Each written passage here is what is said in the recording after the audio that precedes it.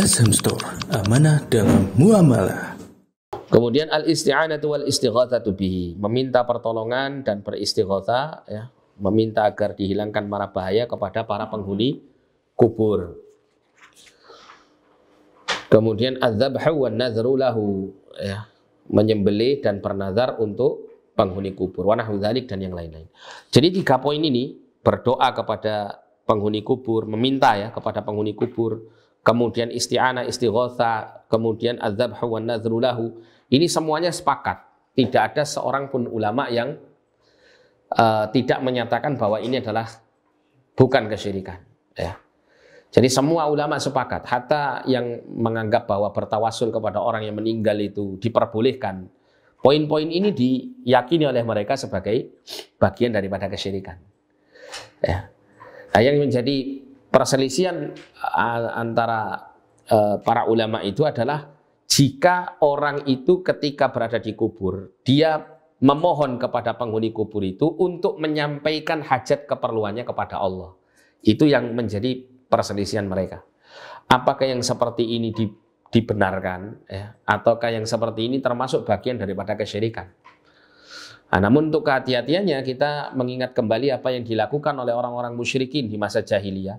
Ketika mereka itu meminta kepada berhala-berhala mereka, mereka menyatakan alasan mereka meminta kepada berhala yang tidak bisa mendatangkan manfaat maupun mudarat.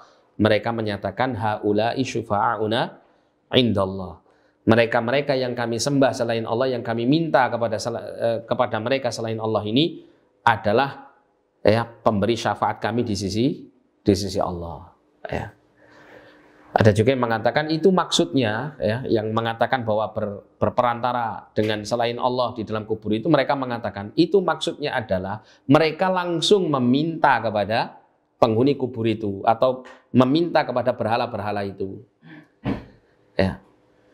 Meskipun mereka dalam hati mereka berkeyakinan bahwa permintaan yang disampaikan kepada penghuni kubur itu nanti yang mengabulkan jelas Allah, karena penghuni kubur ini hanya menyampaikan saja. Ya. Nah, kalau menurut yang mengatakan bahwa itu termasuk bagian kesyirikan, berwasilah kepada orang yang mati dalam kubur, apa bedanya? Nah, kayak gitu. Apa bedanya? Ketika kita mengatakan wahai fulan, wahai wali fulan, tolong sampaikan hajat kami kepada Allah, dengan langsung mengatakan wahai wali fulan, tolonglah kami, dengan niat atau keyakinan bahwa wali fulan ini bisa menyampaikan hajat dan keinginan yang kita butuhkan itu kepada Allah. Apa bedanya? Nah, gitu. Kan sama-sama, Bang. Sama-sama berkeyakinan bahwa